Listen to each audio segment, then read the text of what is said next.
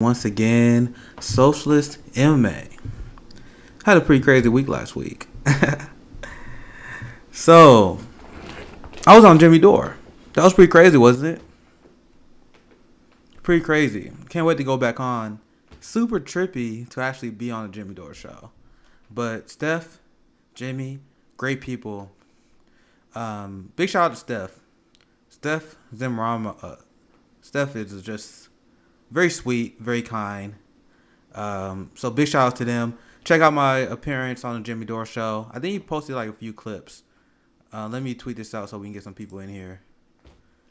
And if you're joining, say what's up. We'll get to some videos here soon. Here, let me pull my Twitch up here. First thing we'll talk about is the Nabisco strike update. I gotta talk about Tulsi as well.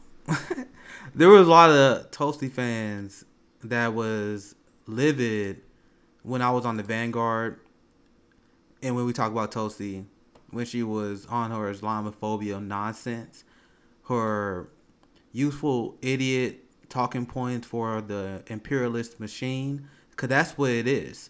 It's history revisionism, and this is not a talking point from an anti-imperialist. I will discuss that here very soon as well. Might roast on Nancy Pelosi as well. I noticed you have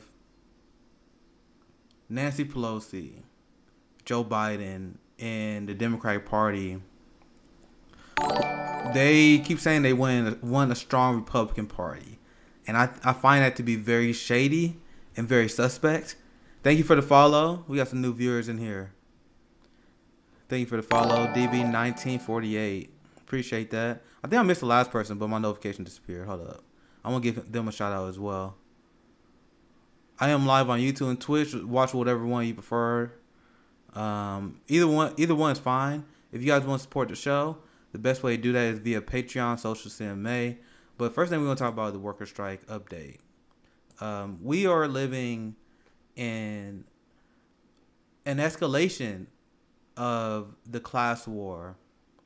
And whenever I see people talk about politics and it doesn't have anything to do with the class analysis, when it doesn't have anything to do with the billionaire class siding with the politicians to steal our wealth, that's, to me, you missing a giant piece of the pie. Because there are people that cover politics and they fall for the political theater where they're like, oh, look at Joe Manchin, look what he's doing. Look at, bro, all this stuff is nonsense. Like everything you see on CNN, anything you will see on TYT, for example.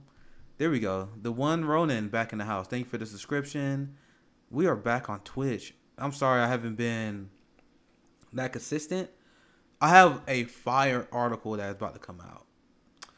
I've been working on this for a while because I've been very vocal about why I was terrified of a potential Biden administration. Oh yeah, hey Warrior, I got a story for that as well. But all my worst fears of a Biden administration is coming true. Every single fear that I had for a Biden administration is coming true. So that's my next Substack article. And the reason why I haven't been on my YouTube and Twitch was because I was focusing on my writing. Because this article, when you guys see when I release it, I put a lot of detail and information that highlights all the crimes of the Biden administration, all his failed promises, and why the left is in a weak position it is right now. Progressive Martial Artist Substack. Maybe I should link it. But Warrior said, where's the sweet background setup you had on Jimmy Dore? I was not at home when I was on Jimmy Dore. You know, the funny thing is, that was my biggest interview opportunity. Let's talk about that. I'm going to tweet this out.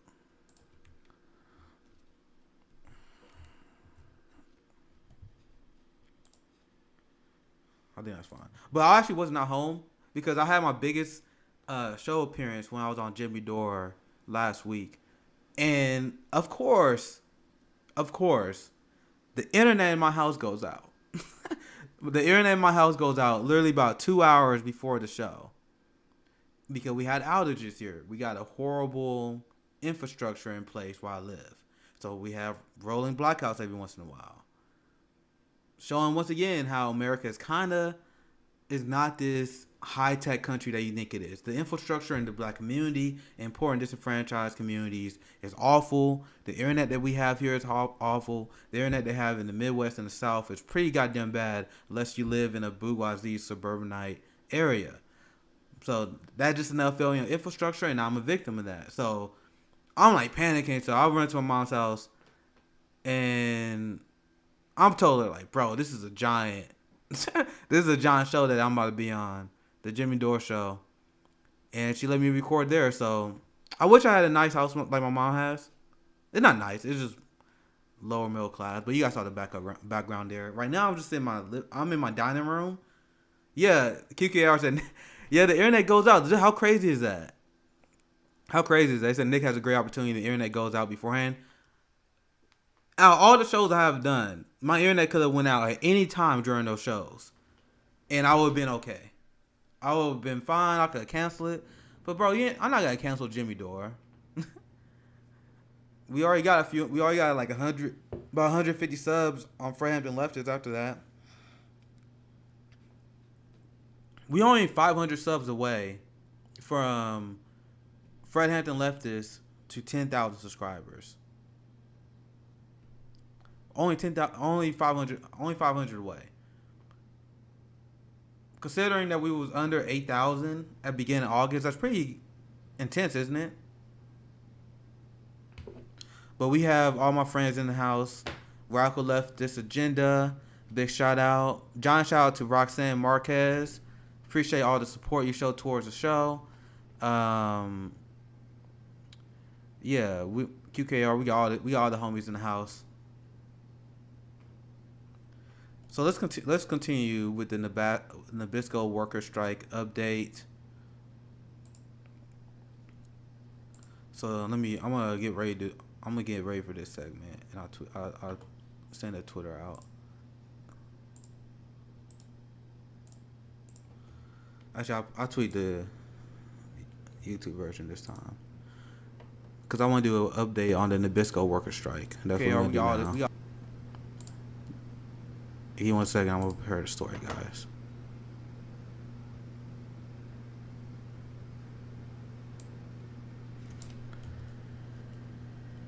One second.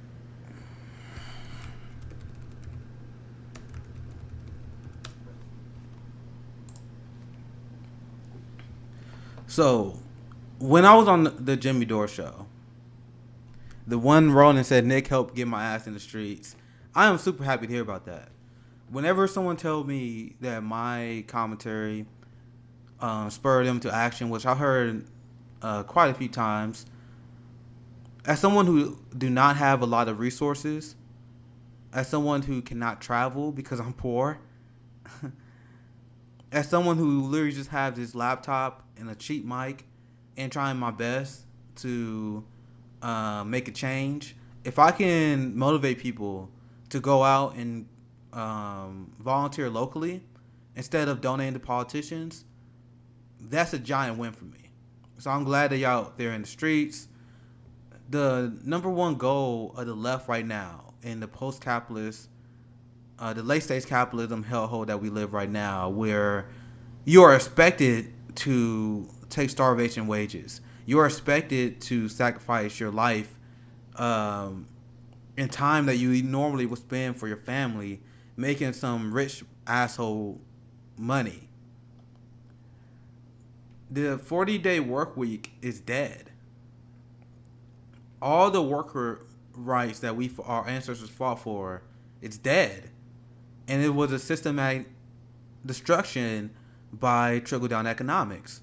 It was a systematic destruction by the neoliberals teaming up with the Reagan conservatives. And they destroyed union and worker rights. Bill Clinton in the 90s played a very giant part of that. Bill Clinton destroyed labor in the United States like no Republican or conservative ever could during the wave of Reaganomics. And things haven't changed that much. We still have two parties that refuse to give us health care in the middle of a pandemic. We have two parties that is more focused on fueling this culture war nonsense, divisiveness. This is the same thing that Tulsi is very guilty of doing as well. We're going to talk about her very soon. So let's look at this update story. This came out about 2 days ago. Boom. Nabisco worker strike enters second month as company and BCTGM union plot attacks on pay and healthcare. So let's dive into this. And I have another story here. And I'm just now kind of learning about this stuff as well. Like, there's kind of some union nonsense going on here. And I kind of want to give you guys takes on this. So, on September 8th, the most recent contract offer by Mondelez International Nabisco parent company to the bakery, confectionery... what I'm reading right here, that's what BCTGM stand for. This union, the Bakery, Confectionery, Tobacco Workers, and Grain Millers International Union. So, the recent contract offer expired. In-person talks are set to resume between Mondelez and the union on Monday. However, the so-called negotiations will not be between the two adversaries. See, this is what I'm looking at today, and this does not make sense to me. I'm talking to you guys. My stream, Social Cinema, my YouTube channel, my Twitch, much more interactive. So I'm asking you guys, what is this? However, the so-called negotiations will not be between two adversaries. Rather, they will be strategy sessions between the company and its union partners over how to secure the company's demands for major concessions. So this is in line with BCTGM. That's a mouthful, that union name. They recently sold out the Frito-Lay strike, doing the same thing they're doing here. You guys see what I'm talking about here? So you have union partners that are working with the company in order to make sure the company's demands are met. What? You mean the company that is literally increasing the out-of-pocket cost for the healthcare benefits? The same company that is demanding workers to work 12-hour days? The union partners side with them. This is how desperate and how horrific of a situation that we are in right now in this late-stage capitalist hellhole. Did I read that right? I'm going to look at the comments. We got Forgivenchi in the chat. Not Forgivenchi, we got water today.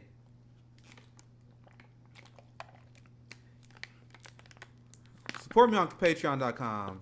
Social CMA. Talking about some Gatorade. But you guys see the problem here? We've been sold out by our union leadership. So I'm just now checking out the comments.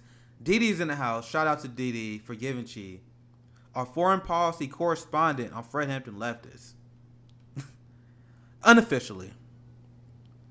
But you guys see, am I right on that? Like, it seems like the unions are selling us out.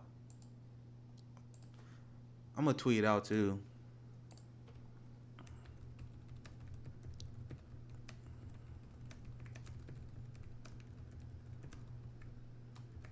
Like Frito-Lay. Discussing now. Because I actually was looking into this, and when I saw this part, I kind of want to say shocked, but not really. Yeah, Peter, we're going to get into Tulsi's 9/11 tweet. We're going to get into that. Like, Tulsi fans were mad at me when I was on the Vanguard, because when I was on the Vanguard, we roasted Tulsi pretty bad. Over a take that wasn't nearly as bad as this one. And I tried to warn Tulsi people to quit while you're ahead. I told them this last year. Anyway, back to the story. AO said unions in red states are no good. That's the problem, man. A lot of the union leaders are capitalists, and they work on behalf of... let's say they're very class loyal. And that's what I'm seeing here. Because I'm gonna show you guys. This is what I'm talking about with the Frito-Lay betrayal. And let me know if I'm getting this correct, guys. Indiana PepsiCo worker strike continues as union shuts down the Frito-Lay worker strike in Kansas. Remember when this was a giant story, the Frito-Lay strike? Not a lot of people are covering this. As someone who's class conscious and care about the workers, I'm not going to keep my eye off these things. But check this out. More than 100 PepsiCo drivers, merchandisers, and delivery workers in Munster, Indiana has been on strike for more than 2 weeks against the company's demand for sharp increases in their out-of-pocket healthcare expenses, forced overtime, and stagnant pay. Stagnant pay despite the massive profit increase from PepsiCo. I'm gonna show you guys that very soon. But the strike is, but this is the part that's caught my eye. The strike is continuing as bakery, confectionery, I'll butcher that, tobacco workers, and grain. Well, that's a union. That union name is a mouthful. So this union, BCTGM, shuts down the strikes by hundreds of Frito-Lay workers in Topeka, Kansas. How are we supposed to organize a general strike with the union leaders who are class loyal on behalf of the ruling class? This is insanity. This is insanity. See, this is the revenue part I'm talking about. While PepsiCo made over $70 billion in net revenue in 2020, up from $39 billion in 2007, it is demanding a significant increase in out-of-pocket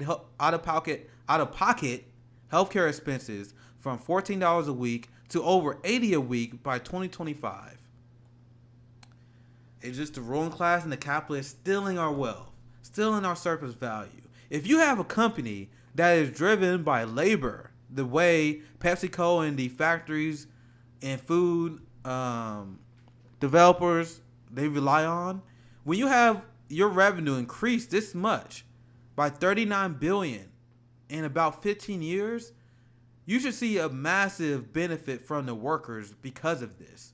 You should see the workers' quality of life increase tremendously because they are responsible for this increase in net revenue. But it's actually the exact opposite. Their pay is stagnant. They pay more in healthcare, and because of inflation, they probably lost wages. Isn't that crazy how that works? Capitalism is fraudulent, guys. QKR said, I've always been extremely suspicious of unions. Sorry, I think they're only good in theory and not in practice. We got a giant problem with American unions. When you look at Scandinavian countries, which are deeply problematic in many ways, because a lot of people think they have a good version of capitalism. They do not have a good version of capitalism. They have a better version of capitalism than we do, but their capitalism still requires their exploitation of the global South. But they don't really have a minimum wage in those countries because their unions are very strong and they are working on behalf of the workers. The unions in this country, so not only have our union membership plummeted, I think it's only like 5% of workers are in unions now. But the union leaders always work on behalf of the company leaders, which means they will be loyal to management, which destroys the entire point of the union. That destroys. That's why, and I think that's by design.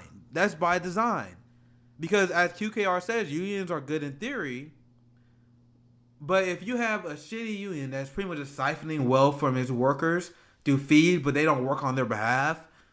Sorry, 9%, Austin. Thank you for the correction. 9% union leader participation, if that's what you're referring to. But a lot of times, I think these unions are shitting the bed on purpose to turn people off unions, because people will pay a lot of union dues and see that their unions not really fight for them. So it's a win-win for them. So let's dive more to this article. Austin Jones said black women have been the most unionized demographic in the last few years. That's very interesting. I wonder how statistically significant that is, though. You know, black women are the highest educated demographic by percentage. Shows another reason why capitalism is a joke, because black women tend to do the work financially out of any group. So A lot of black people think they can read a book and study their way out of racism. It's not gonna happen. I covered a story months ago how you had this extremely qualified lady who had like 5 PhDs. She had long time worker experience, but she was passed for a promotion for by a lesser educated white person who had no work experience. This kind of stuff they deal with all the time.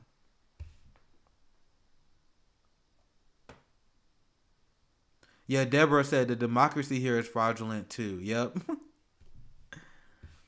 Everything in this country is fraudulent. Everything in our country is our entire country is a failed system. Our entire country is a failed system.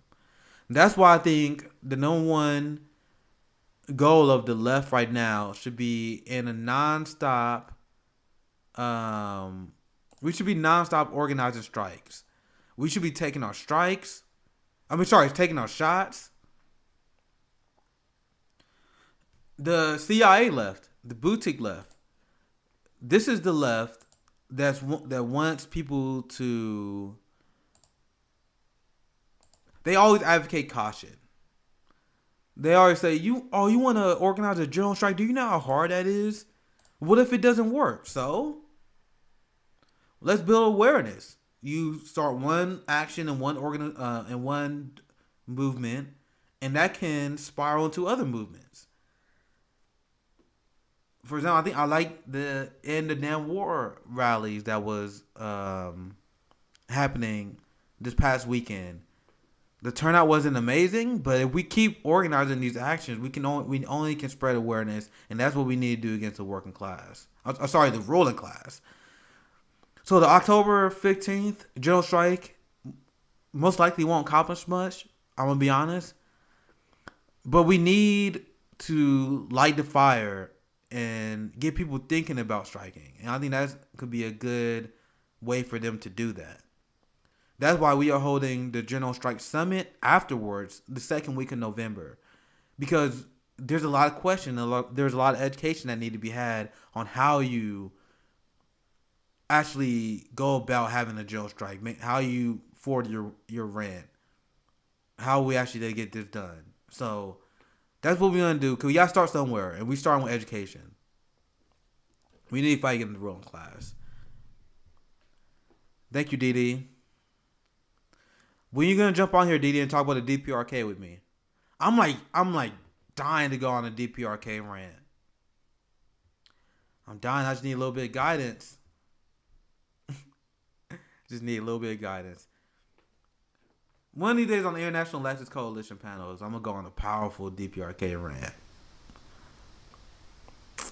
Didi from YouTube's our foreign policy correspondent. We got a new follower. Bowtie Moon 1 in the house.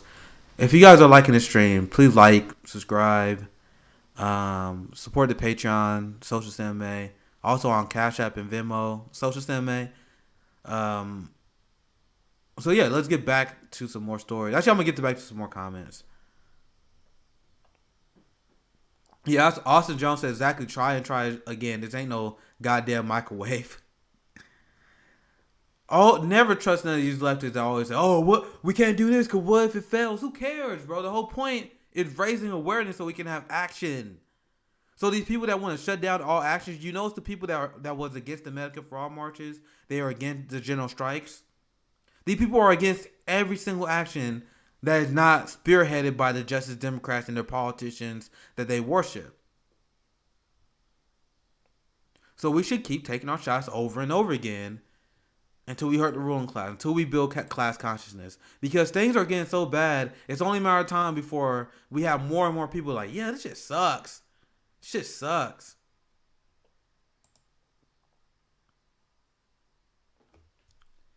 So someone missing Tulsi. Let's make some Tulsi fans mad today. So let's start on the Tulsi story.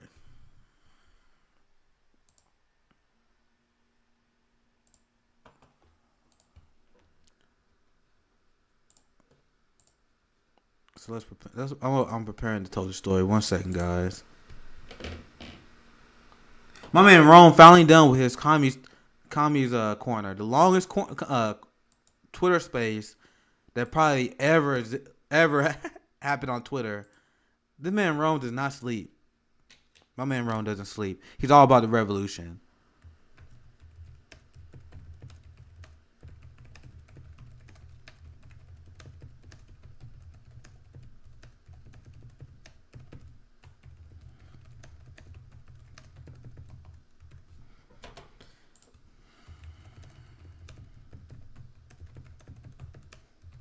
All right, I'm gonna promote the segment.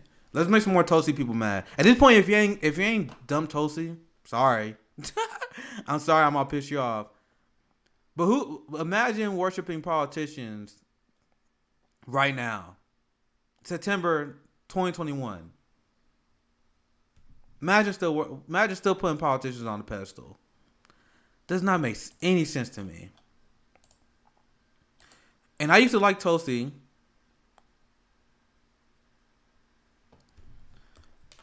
But I care more about the issues.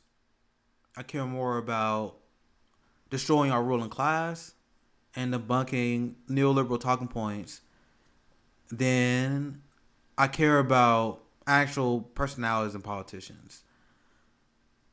Even at a time where I was supportive of Bernie Sanders, the squad, and Tulsi, there was only like tools that I was using in order to get my agenda accomplished. And the second that they no longer had the willingness to fight for my agenda, I'm done for them. And that's the role of politicians in electoral politics. There are tools for you to use to pass your agenda and represent your community. And the second they turn against you, I'm done with you. And there are a lot of people who are politician sycophants, a lot of Bernie bootlickers, a lot of AOC fans who used to like me, who don't like me no more. A lot of Tulsi people who used to like me, but don't like me no more. Because they care more about the person than what actually, the issues that at hand. Like, imagine still, like Legend said, you would think people would be over politicians by now. They don't give a fuck. Where's Tulsi right now during the homelessness crisis? During the midst of the homelessness crisis, during the midst of the largest transfer of wealth in human history, Tulsi was worried about fighting passing like anti-trans bills.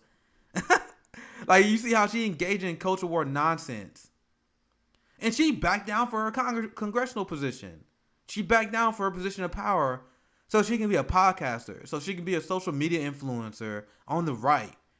Imagine giving up that amount of power in the situation that we are in right now with the expansion of U.S. imperialism, with the expansion of the class war. You should be willing to stay in that fight no matter what. Allow yourself to get voted out. She didn't want to get voted out because she knew it would hurt her brand, so she quit. So I don't understand why anyone would still be supportive of Tulsi Gabbard. But this is why she has been trending for like almost a day. Like, I don't think she's trending anymore. But she was trending for a while because of this tweet. Tulsi said, "Let us never forget that it was the Islamist ideology which inspired the terrorist attacks and the declaration of war against America on 9/11. That is not why, Tulsi. And you know this. It is this Islamist ideology that continues to fuel terrorist attacks around the world and is the foundation for so-called Islamic countries like Pakistan, Turkey, Iran, Saudi Arabia, discriminatory policies against Christians, Hindus, Buddhists, and atheists." You can see the first one, the first comment I see from my friend Sal. "George Bush did 9/11, you clown." You know it's bad when you had the fucking Libertarian Party. And these are the people who usually like Tulsi. Now, like, this is her base now, that she went full culture warrior queen. Even the Libertarian Party, like, pretty sure it was 9/11. Pretty sure 9/11 was motivated by American support for the killing of Muslims in Somalia and Chechnya, Muslim opposition in Kashmir, and the sanctions of Iraq that killed hundreds of thousands of Muslim children. When you getting schooled by libertarians, that's bad. That's bad.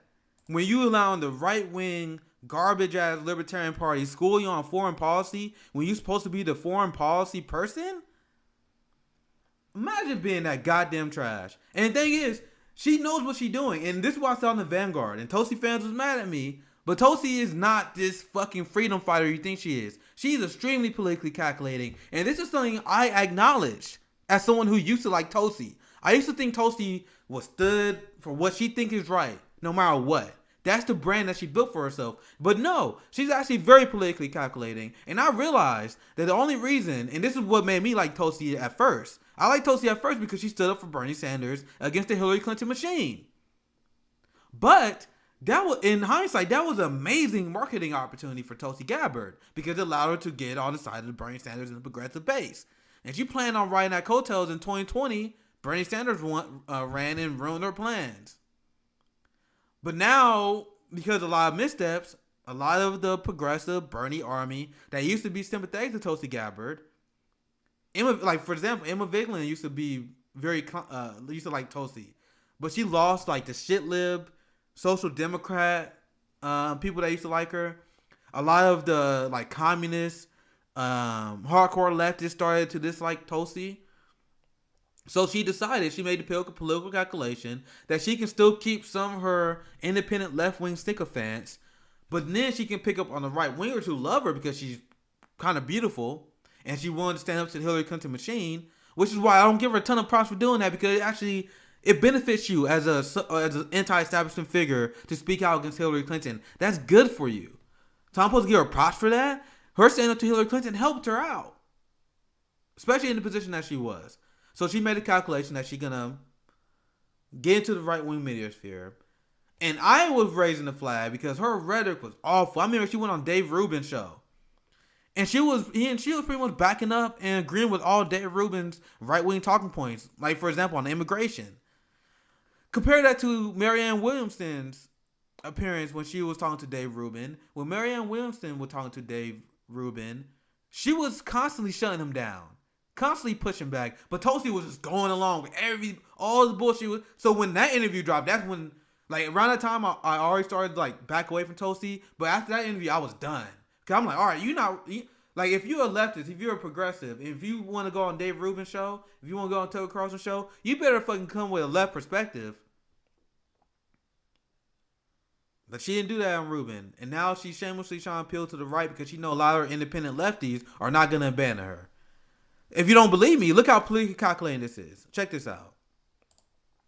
This is Tulsi before she made a calculation that she's gonna turn into a right-wing cultural warrior. Trump is shamelessly trying to foment religious bigotry against Ilhan Omar and all Muslims based on the horrendous actions of a few individuals claiming to be Muslim. This is how she felt 2 years ago.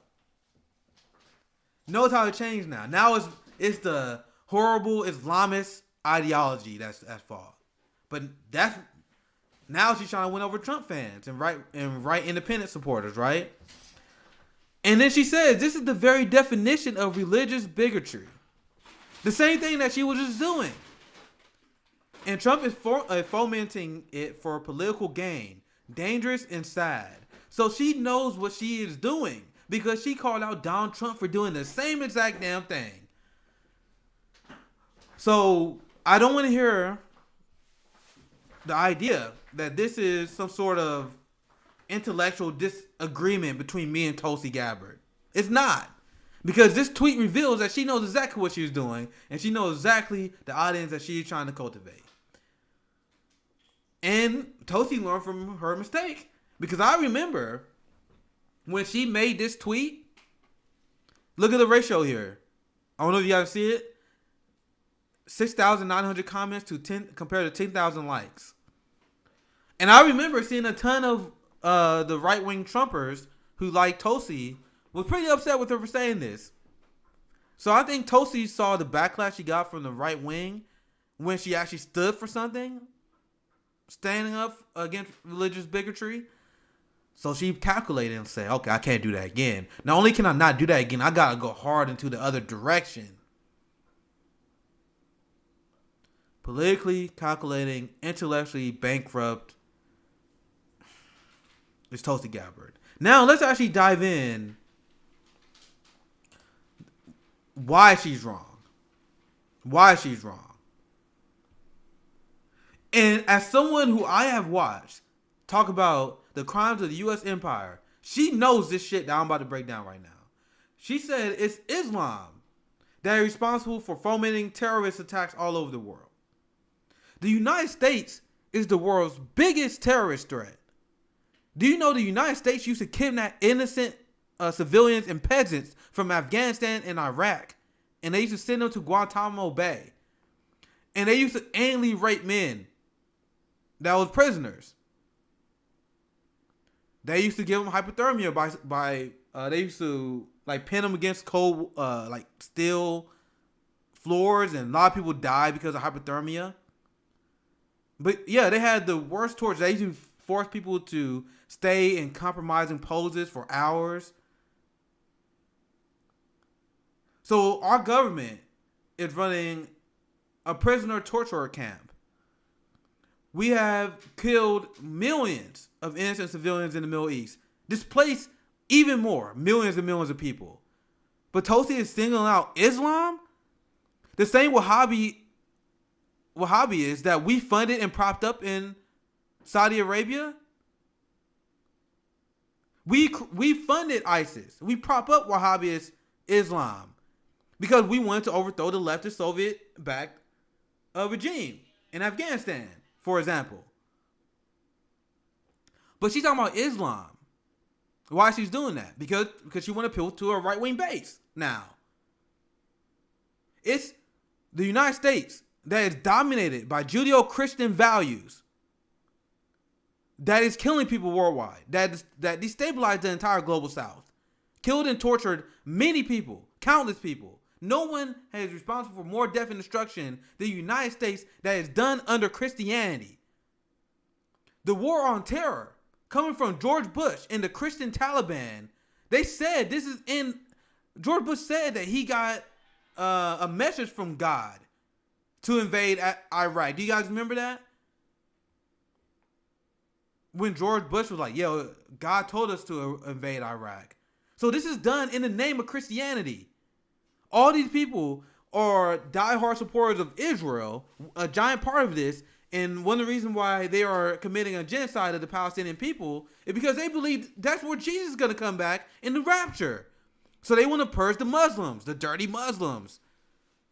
The quote, dirty Muslim. I'm not saying that. Sorry. I'm not saying that. They believe they're dirty Muslims that should be cleansed from this area.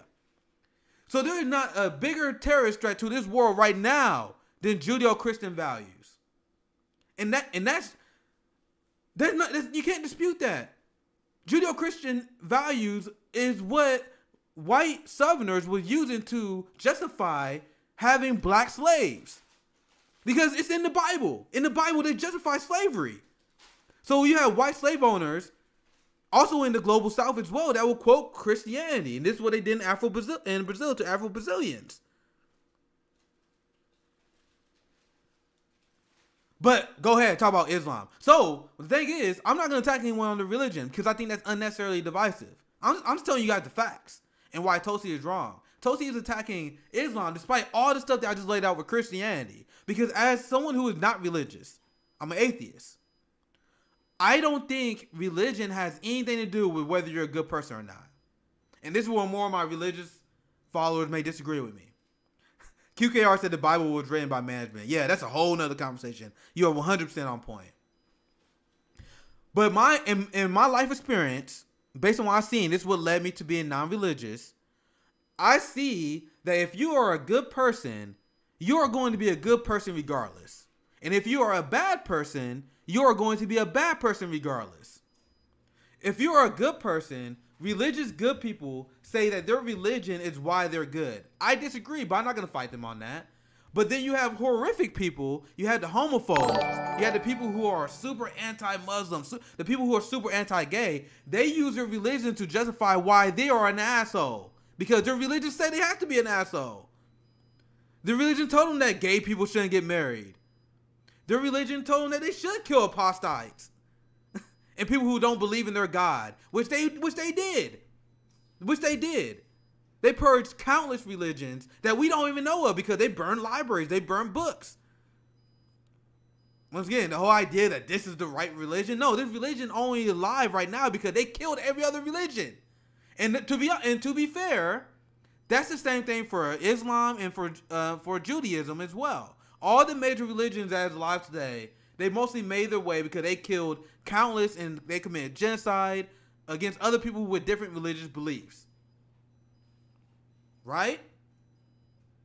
So my point is, if you are a bad person, you can use your religion to justify being a bad person just as easy as a good person can use their religion to justify being good. So there is literally no point of bringing up religion, like Tulsi has done. It's down to the individual person and their interpretation.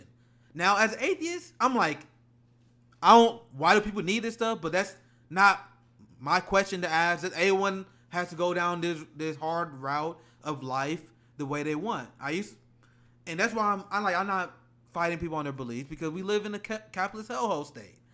Life is hard. And if you need to worship a God, if you need to follow a tenet of religion to make life easier for you, to make your mortality easier to accept, I'm not going to begrudge you for that. But once I start hearing bullshit, like what Tulsi is saying, that's when I got to draw a line. Because that's what religion will do. Religion divides people for no reason. No reason. Tulsi is going after Islam because Islam pretty much goes against her religious teaching. That's why she's doing this. All right, let's get into some comments. Bro, and then we're going to talk about Tulsi again on Tuesday on the International Leftist panel. I remember once again, Tulsi fans got so mad at Kareem Batesh when Kareem Batesh laid into Tulsi. The Vanguard Tulsi fans got mad at me when I laid into Tulsi. Excuse me. But all those people are looking dumb right now. And this is why you don't fall in love with political figures. You fall in love with the issues. Let's get into some comments, guys. Didi, are you still in the house? Forgive me, sure you're still in the house. I need you to leave some more comments. Okay, so Bill says, the same is true for all ideology. You can justify committing atrocity in the name of bettering mankind with any ideology. I agree 100%, Bill. That's a great comment. So why is Tulsi like singling out Islamists or Muslims? You guys see why I bring that up? Because she engaged in the culture war. That's all she is. She's a culture warrior now. She don't care about actually standing up for workers. She don't care about actually challenging the establishment. She's a grifter. Roxanne said, I still feel Tulsi deserves credit for standing up to Hillary, but her evolution since her loss has been sad to see. And I remember I felt the same way at the time. I'm like, yeah, she standing up to Hillary Clinton. But in hindsight, standing up to Hillary Clinton was the politically smart move. She had a wave of donations because Hillary Clinton is massively unpopular. Massively unpopular. She's so unpopular, she lost to a clown game show host. A clown game show host she lost to, because that's how unpopular she is. So in hindsight, her standing up to Hillary Clinton was a great calculation that won her right-wing support. And it seems like it seems like a gutsy move. And I'm telling you guys why it seems like a gutsy move. It seems like a gutsy move because Bernie Sanders and the squad are weak as fuck. AOC, Bernie, and the squad, they don't stand up to Hillary Clinton. So because they are so weak, it makes Tulsi Gabbard look better by comparison.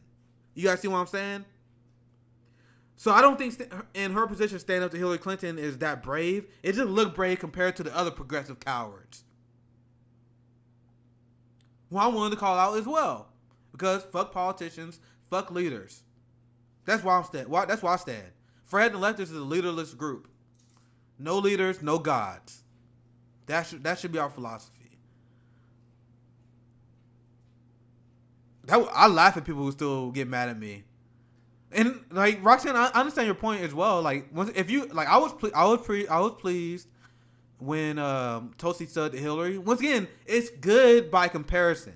You know what I mean? It's better than what Bernie was doing. It's better than what AOC was doing, but it's still not amazing. This is on the Twitch side. You guys see the comments. Read the comments right here too. By the way, JKA D. Mon said, I was suspicious of Tulsi from the jump. I wanted to like her, but she was inconsistent all over the board. Yep, and there's another comment from the same person, JKA D. Mon. On policy, she sounded like a kid doing a book report who didn't read the book.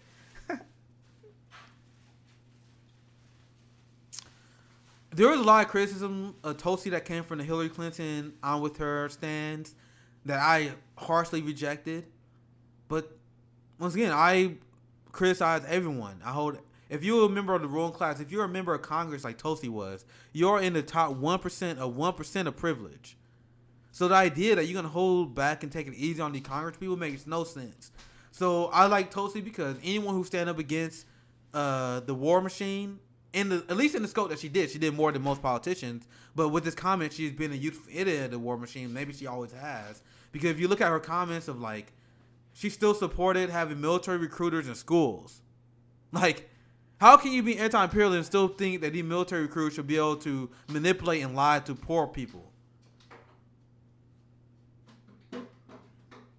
Thank you for the shout out, maker of the show 332 on Twitch. Social Cinema, you're one of the few people online that I see condemning Tulsi for this. Huge respect, dude. And there's some Tulsi fans who got mad at me like a long time ago, like last year when I was bashing Tulsi like hell.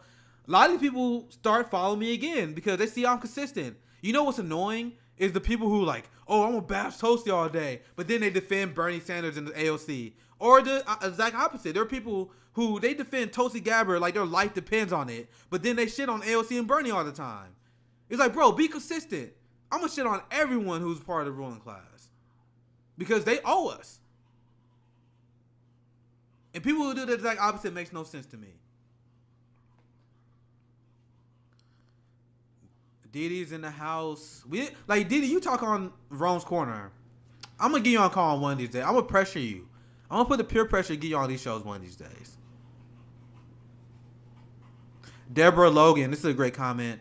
It's funny how religion is about choosing to believe, yet they want to force them on everyone.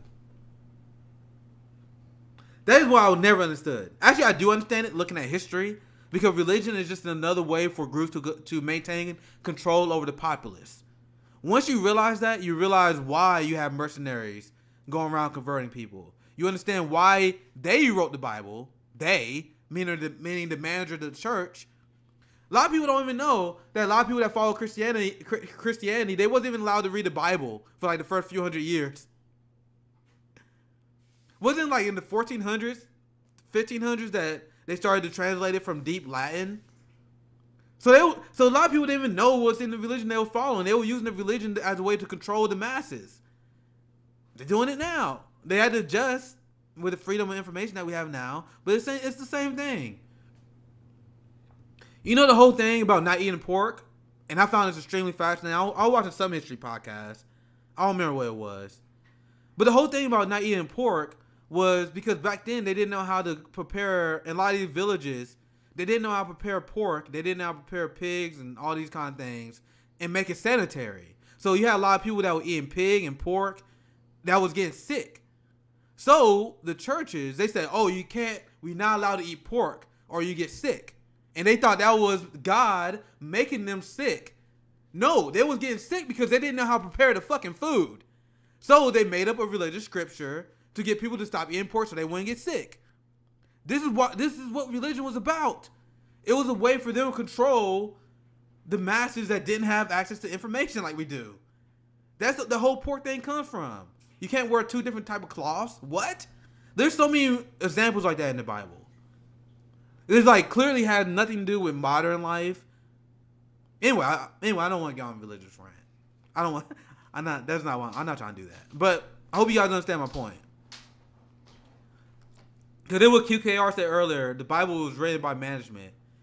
Yeah, and QKR, that's Quaker, by the way. That would stand for QK Socialist Quaker. So she's religious, but she still endorsed my rant. So thank you for leaving that comment. Once again, I have nothing against religious people. Like, life is hard. Follow whatever route make it easier. Like, I struggle with my mortality. I get high as fuck. I'm like, fuck, I'm gonna die. The fuck? What happens then? What happens after I die? That's a hard-ass question to answer. And if you need to believe in religion to make it easier for you, I'm not mad at you at all for that. But I'm going to be more than honest, and I'm going to call out bad ideas. That's the deal. I'm going to respect your religion, but I'm not going to respect bad ideas. I'm trying to see. Hopefully I didn't miss too many chats in here.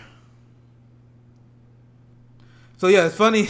Like that's the whole picking and choosing thing. But anyway, I'm not gonna get on that. I'm not gonna get on that. But it's kind of funny how people like ignore the whole sex before marriage thing, right? The same people who are like, they use the Bible to attack gay people, but they ignore the fact that the Bible says you can't have sex before marriage. Isn't that funny? Anyway, I'm done.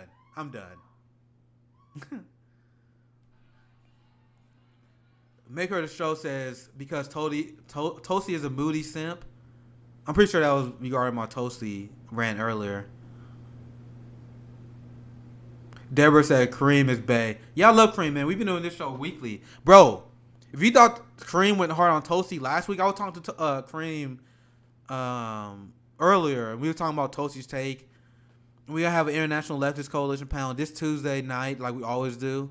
And, bro, if you guys thought, if people thought Kareem went hard on Tulsi before, just wait till Tuesday. This was just a preview on my smaller channel. But when I get on Fred Hampton Leftist on Tuesday, we are going to destroy her. We are going to destroy her for this take. Just like I will destroy any youthful idiot for imperialism. Because this is what this is. This is youthful idiot. She's a youthful idiot for imperialism. Her whole, we got to fight the war on terror. This is justification for us to do what we've been doing in the Middle East. And this is why people who was really anti-imperialist were calling out Tulsi Gabbard from the jump. And as I became a more well-informed leftist, I started picking up on these things as well.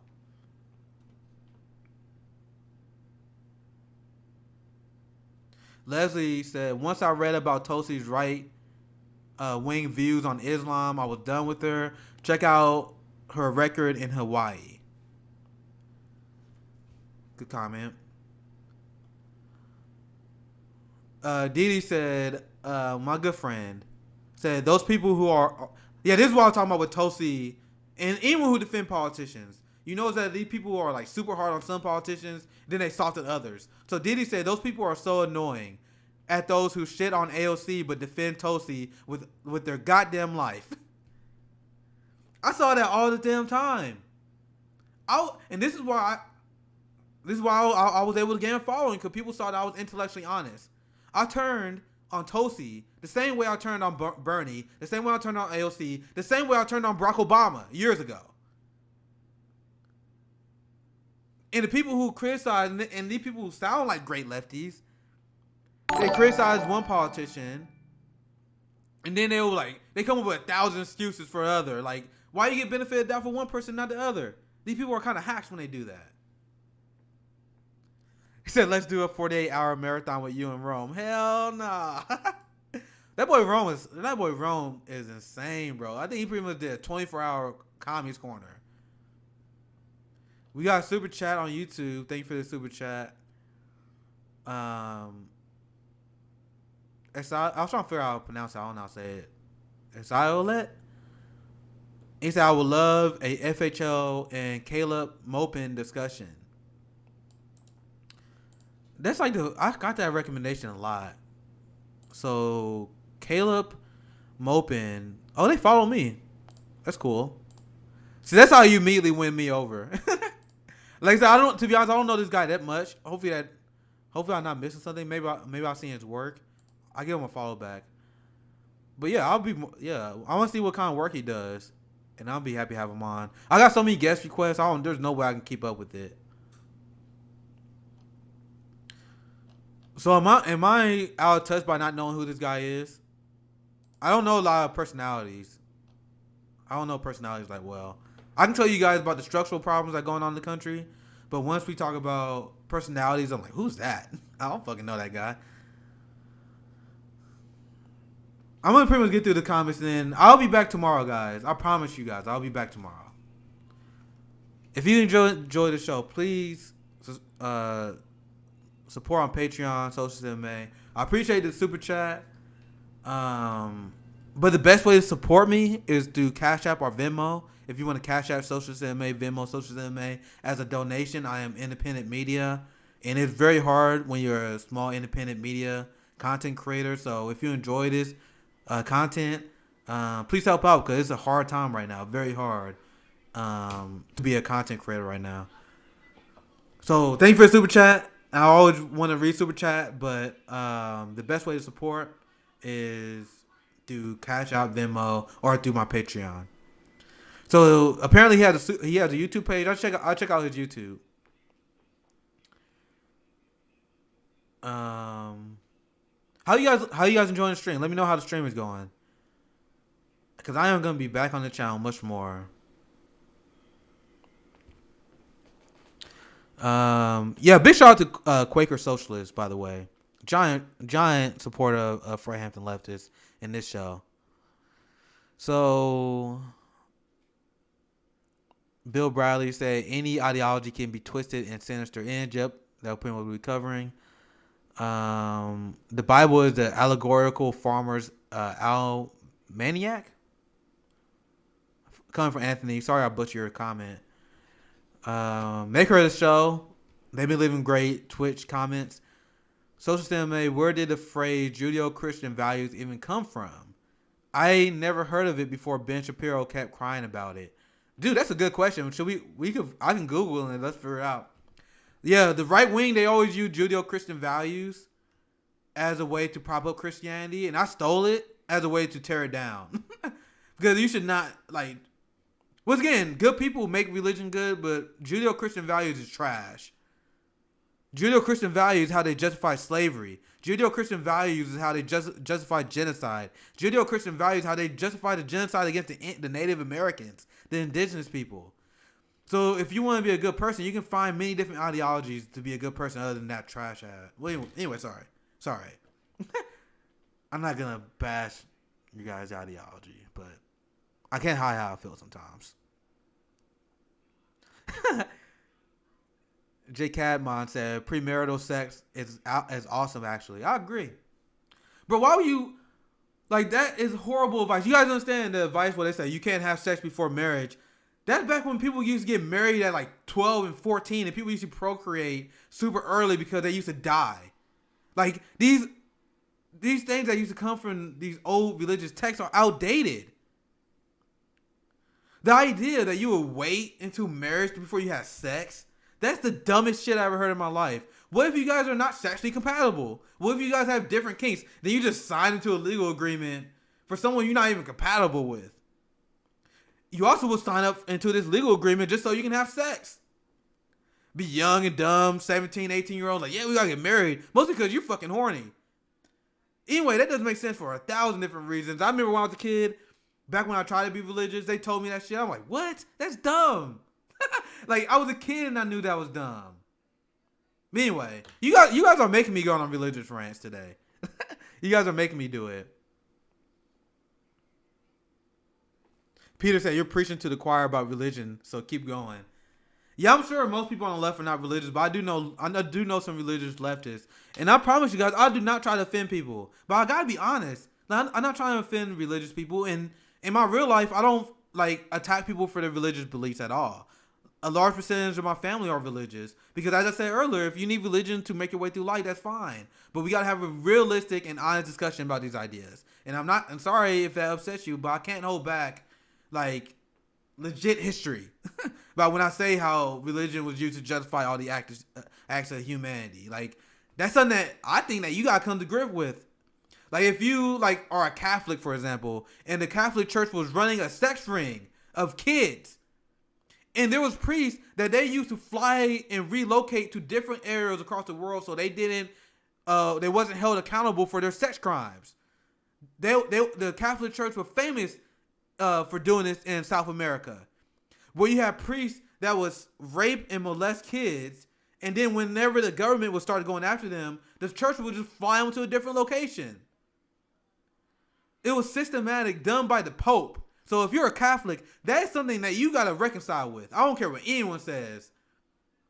That's something that you have to reconcile with, because it's not like just a small group of people doing that. That is the highest leadership of your religion. That is fucking kids. So I will never understand that shit. Diddy, what you gotta show me? Oh wait, I think there it is. Mac 9135 said Kareem Batesh understands the problem in racism the way a few people do. Amen. That's why Kareem been pretty much like a weekly guest at this point. Let's see what you share with me. Let's see what you share with me for Givenchy. So this is coming from our foreign policy correspondent for Givenchy / Didi / I don't want to say her real name. In a video recorded, in this video recorded at a victory party for Bay JP in 2014, they got a lot of I don't know what BJP stand for, or RSS. I think this is Indian politics. I don't know a lot about Indian politics, so you guys can help me decipher what this video is about. But he thanks Tulsi Gabbard for having sabotaged a House resolution that called on India to protect the religious minorities. Wow. So I'm gonna bookmark this because I'm gonna pull this up on the Fred Hampton Leftist when I talk to Kareem on Tuesday. So Tulsi sabotaged a House resolution that called on India to protect the religious minorities. That's very, very damning. So let's actually watch this video. There was a resolution brought in by a few congressmen. It was basically anti-Modi as well as anti-India resolution. And at that time, the congresswoman got up and said that, no, this is wrong. I just want to read this comment. Wingle Dingle.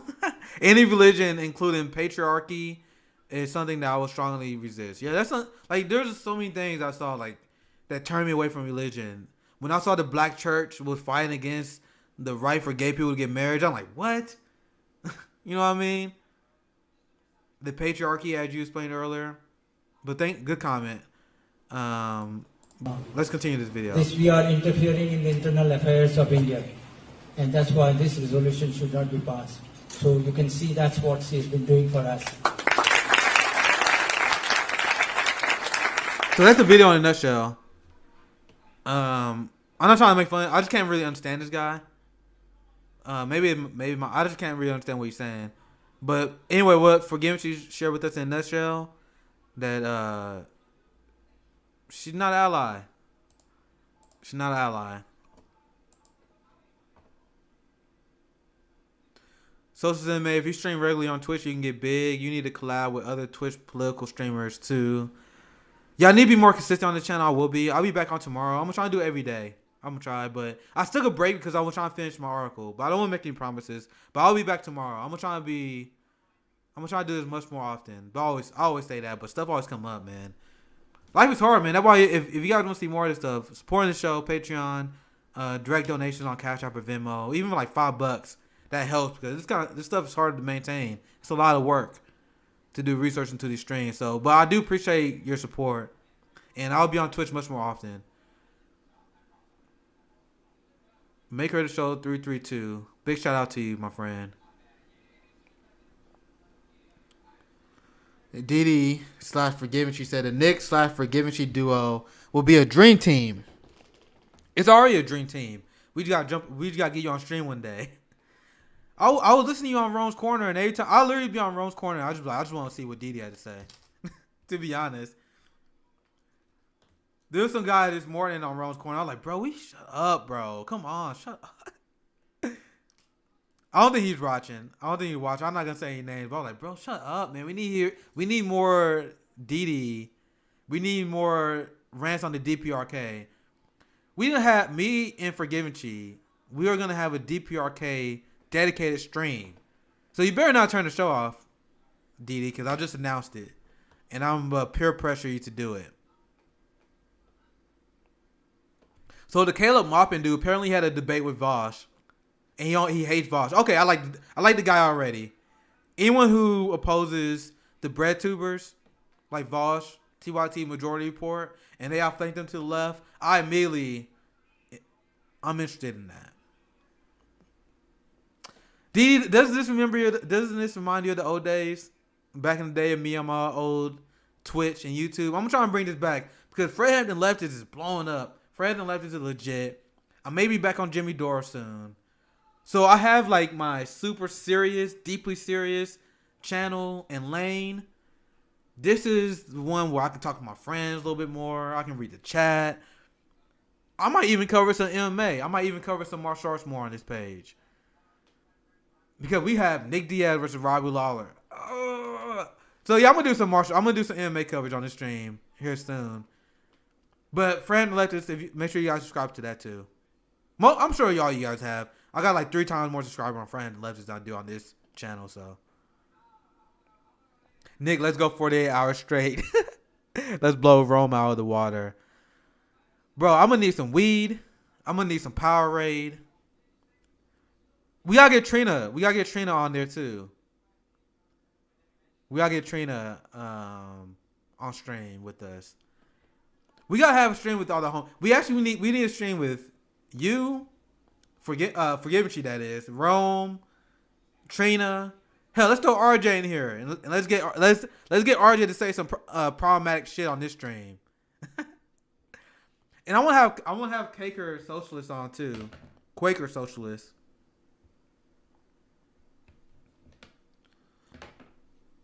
Okay, so let's let me get through the rest of the chats. Yeah, I missed the rest of your comment, but I saw someone mention how like a lot of people just died in childhood back in the day. That's why people used to get married at young ages.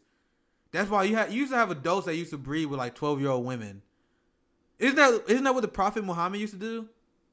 Like, didn't the Prophet Muhammad from Islam? Once again, I tell you, I criticize all of them. I was just defending Islam. But the Prophet Muhammad was apparently married to like a 13-year-old girl, right? Different times. I don't know why people listen to something that's... I don't know why people listen to... Like, these people didn't even have electricity. These people thought the sun revolved around the earth. The people that thought the sun revolved around the earth, that's who you guys gonna take life advice from? Okay. See, you guys... Man, it's your guys' fault. You guys are making me go on anti-religious. I promise you, I don't really care. Like I tell you, I really don't care if people are religious, but you guys keep fucking probing me.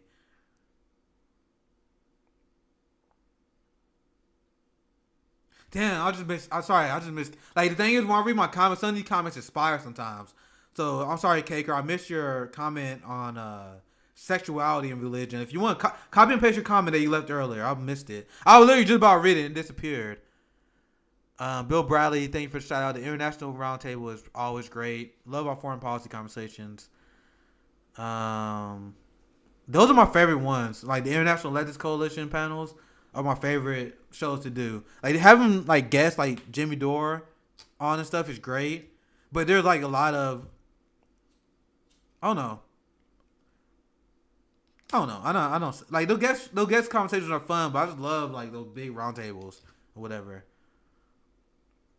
Oh yeah, big announcement. You got like all you people, anyone who watched my OG stream, the Socialist MMA, YouTube, and Twitch. You guys get all the announcements first. You guys are the first one who got the announcement of Jimmy Dore. So I was on Jimmy Dore with Aaron Mate, and I will have Aaron Mate on Tuesday on Fred Hampton Leftist, 4 p.m. Eastern. Shit's gonna be great. Another foreign policy conversation. So Tuesday is gonna be a foreign policy day. Now I think about it, I have Aaron Mate on Fred Hampton Leftist, and then I'm going to have the International Leftist Coalition panel. So Tuesday is my work day. So check out. So Tuesday probably be the only day that I'm guaranteed not to be on the channel. But I'm gonna stream tomorrow because I got some stories I didn't get into tonight. So hit the bell. I'll be back on here. So Maker said BGP, the far right party in India. Modi is their leader. Yeah, like I said, I assume that was the far right party. I'm not gonna pretend that I know everything about Indian politics. Like, I'm just not. I need Didi to come on stream to teach us about this. But Didi said Tulsi is a Hindu fascist. She hates Muslims. Love to see. I remember. Anyway, I'm not gonna say that. But I remember Didi used to be pretty sympathetic to Tulsi. But anyone in my crew, like Didi, Forgiving She, we don't worship politicians. We don't like politicians. So. Oh, this I think I'm gonna learn something from this comment. Amari J said Christianity started as a revolt against the Roman Empire before it got institutionalized and used by powerful, just like other religions. Yeah, I would love to like learn more about the very very early beginnings, but I heard something similar to that. Like it literally was just a way to revolt against the Roman Empire. Great comment.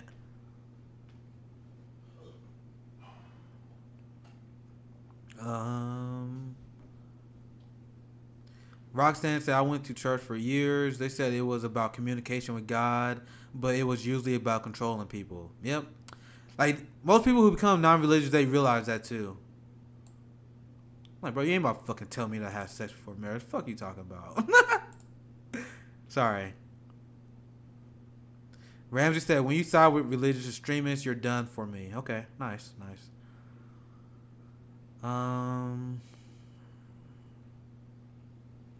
Cheese Sandwich says some of the Tulsi Hindu stuff is exaggerated. Back when I used to like Tulsi, I used to be like, how much is this really true? I didn't dive into it that much because I thought her message on ending the wars, and I thought she was much more leftist class consciousness than she actually was. So I gave her a lot of benefit of doubt that maybe I shouldn't have, but I would love... once again, I just didn't know a ton about this stuff, but Cheese Sandwich said some of that is exaggerated, which is probably true. A lot of Hillbots use that to attack her as well.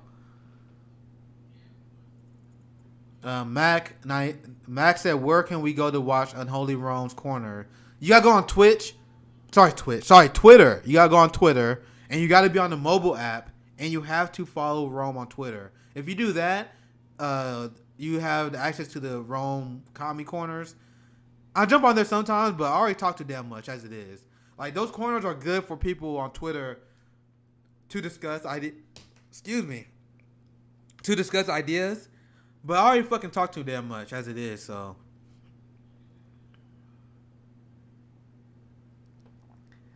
Didi, stop. Get your chainsaw ready. But y'all not ready for that. Y'all not ready for those inside jokes. You people not ready for the inside jokes. All your MMA heroes are conservatives. Do you know Justin Ortiz, my son's teacher? Man, my friend Josana just broke my heart. My friend Josana from the International Lefty Coalitions, she shattered my heart. Apparently Anderson Silva like Bolsonaro too. Fuck. All the Brazilian MMA fighters I grew up loving kind of suck.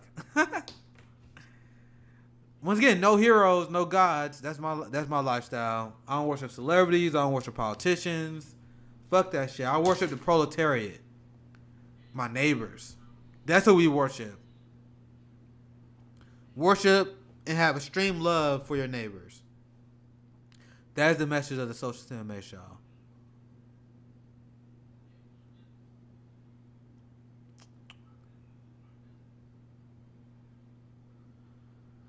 I think I see you guys are conversating a little bit more yourself. I think I'm about done with a lot of comments. Also, I think this is from, I want to read a Quaker comment. Eunuchs for the Kingdom of Heaven. That book tears down the church sexual and homophobic rules by the church by using the church's own text. Most rules are manipulation of longer stories. See, I'm not a religious scholar, but I'm sure there are a ton of stuff in the Bible that like in other religious texts that straight up debunks no sex before marriage and a lot of the other religious rules or whatever. And when I realized that would turn me off because I'm like, bro, you guys are picking some rules for us to follow, even though there's some like it contradicts what the Bible said in other cases. So if you guys are picking and choosing what rules to impose on people, that means you are just using your morality. You're using the church and the religious text as a guise to enforce your morality on other people. I realized that at an early age. And that's exactly what Quaker is talking about.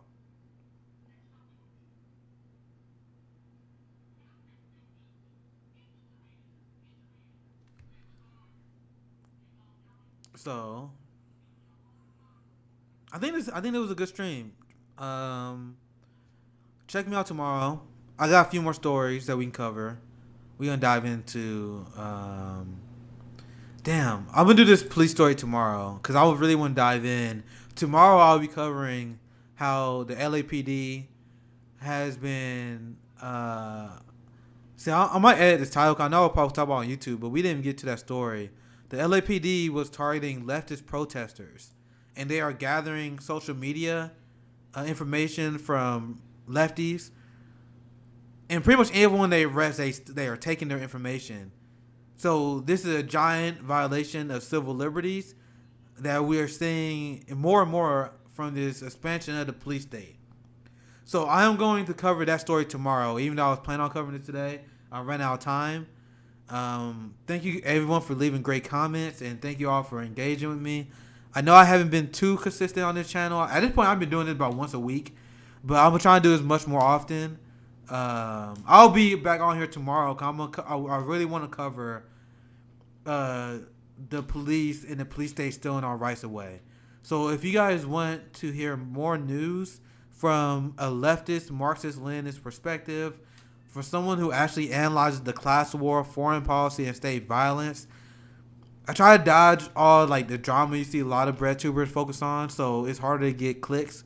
So if you guys want to share my stream, if you want to support me on Patreon, any donations through my social media, Cash App or Venmo, that is greatly appreciated because I don't do clickbait. I cover real stories that may not be sexy, but I think it's really important to do that. So hopefully you guys will support my citizen journalism, and you guys will be back tomorrow.